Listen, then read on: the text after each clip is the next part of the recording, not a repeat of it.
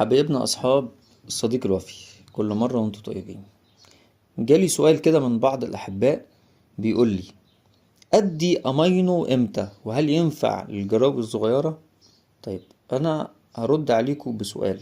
لما الواحد بيروح الجيم يبدأ ياخد أمينو على طول ولا بعد فترة؟ طيب هبسطها لكم.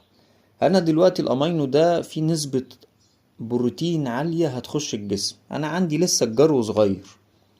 انا لما باجي ببني بيت ببني قواعد، بطلع عمدان، ببني حيطان، بحط سقف، بعد كده اقدر اشيل. طب ده بعمله ازاي؟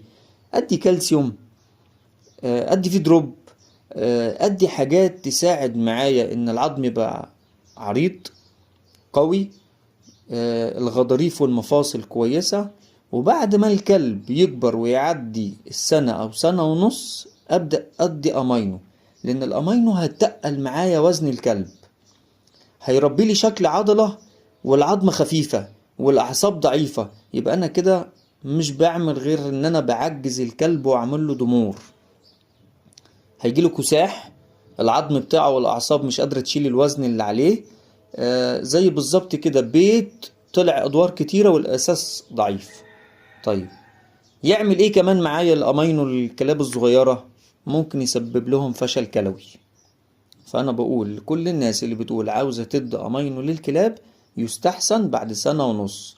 ليه؟ لأن الأمينو ده بناخده إحنا كبني آدمين وإحنا في جيم. حتى الكباتن كده يقولك ما تاخدش أمينو من غير تدريب.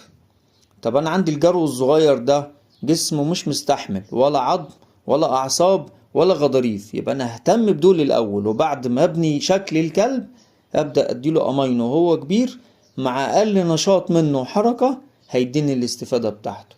كل مرة وانتوا طيبين يا حبايب.